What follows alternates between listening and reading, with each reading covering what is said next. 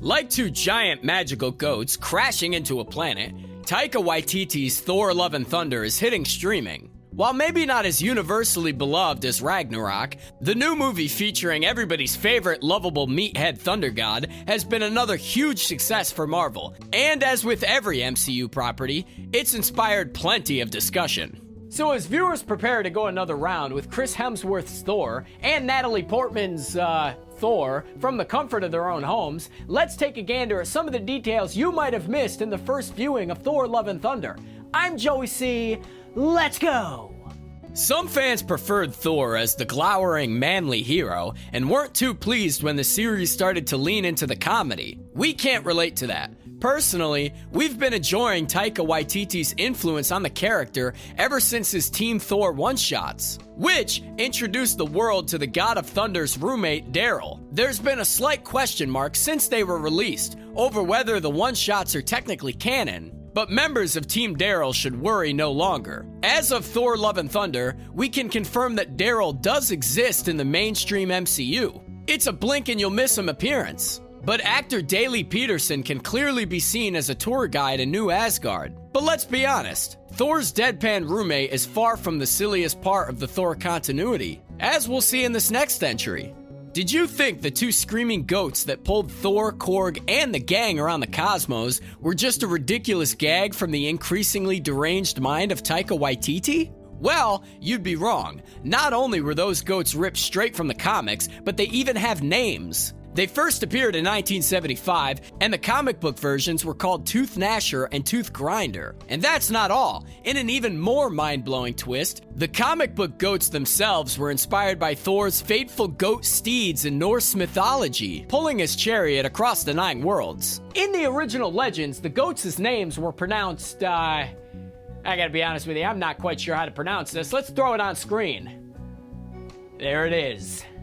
How much time has to pass after a global tragedy before you can start making jokes about it? We only ask because this next entry is kind of in poor taste, if you think about it. In New Asgard, a popular tourist destination for people all over the world, there's an ice cream shop. And the ice cream shop's name?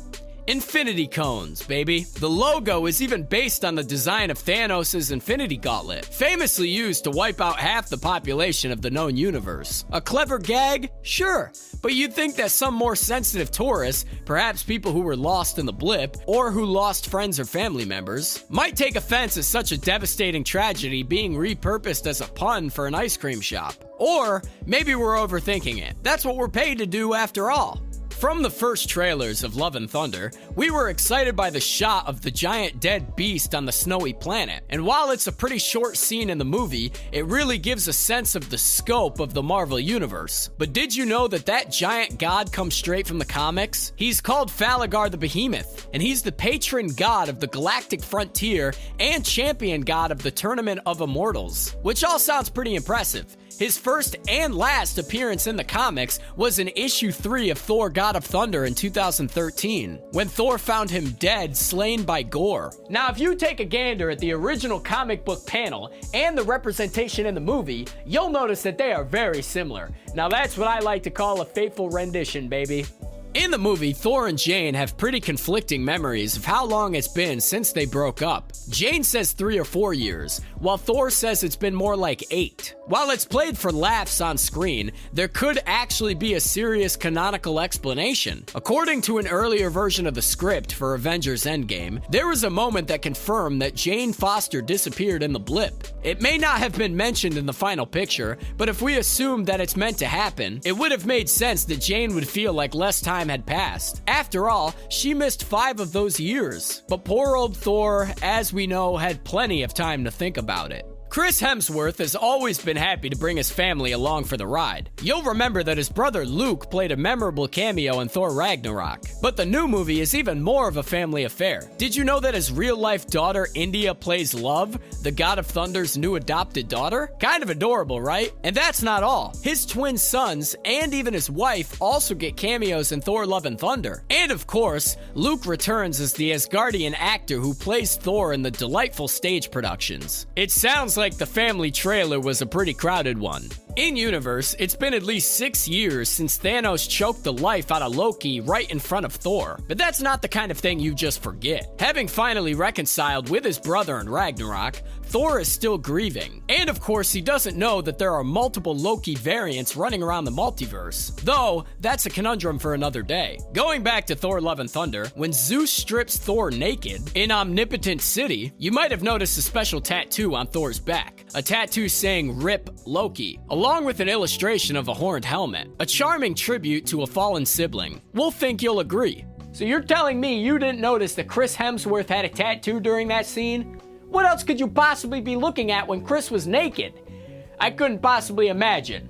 Of course, before Thor regained his god bod, he had to engage in a pretty intense workout regime, some of which involved gigantic chains. You probably remember the scene from the very first trailer, but did you notice the cap that Thor wears during this workout? It says Strongest Avenger on it, which you may recall is a reference to Thor Ragnarok, when Thor tries to guess the personalized password that Tony Stark gave him. Of course, his mind goes straight to Strongest Avenger. In fact, the correct password is point blank.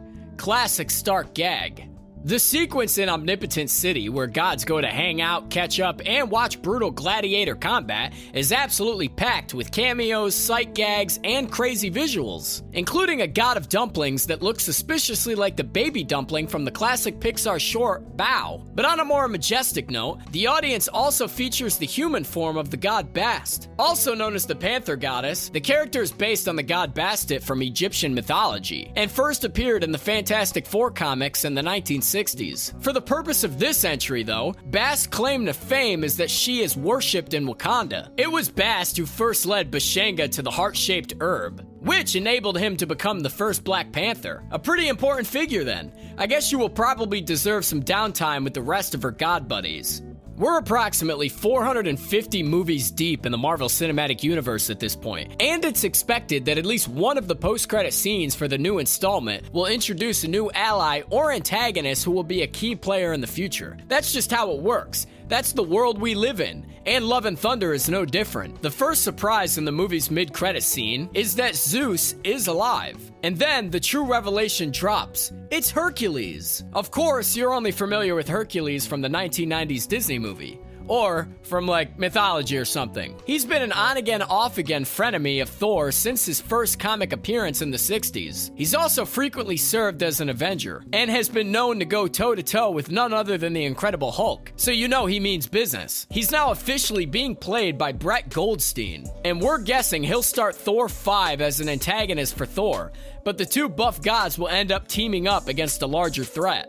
Some Easter eggs are super obscure pieces of comic book lore that need to be dug up like precious archaeological specimens. Some are cool nuggets of behind-the-scenes info that will totally reframe how you think about the filmmaking process. Some are like this. At the end of the movie, Korg, a rock man, settles down with another rock man called Dwayne. Dwayne the Rock, as in Dwayne the Rock Johnson. That's it. That's the Easter egg, man. If you liked that one, you'll love this one. Thor Love and Thunder introduces us to Astrid, the son of Heimdall, who we last saw being brutally murdered at the beginning of Avengers Infinity War. But you might have noticed that Astrid had chosen a different name that he wants to be known by. That name is Axel. And to get the significance of that, you have to be familiar with an obscure rock and roll outfit known as Guns N' Roses. Their songs are all over the soundtrack of Love and Thunder. And their lead singer's name? Axl Rose. Welcome to the jungle, baby. That's one of their songs, if you didn't know. Next entry. The Celestials, ancient beings, older than the universe itself, vast and unknowable cosmic creatures, beyond gods, beyond anything we can imagine. And, according to Thor Love and Thunder, just big guys who kinda hang around Omnipotent City and peek through the window, as seen when Thor and the gang escape after fighting Zeus. Damn you, Taika Waititi, is nothing sacred to you? Must we who follow the teachings of Arishem see our faith mocked in multi-million-dollar blockbusters? As the years have gone on, more and more movies have piled up in the MCU. The company's logo that appears at the start of the pictures have gotten bigger and more elaborate. Surely there's gonna be a point where the logo is simply too unwieldy to put in the beginning of the movie. For now, they're gonna keep adding characters, and eagle-eyed viewers might have noticed that Thor Love and Thunder featured the very first appearance of Miss Marvel in the Marvel logo. The Miss Marvel season finale aired a few days after Thor came out, and the character's next appearance will be in the Marvels in 2023.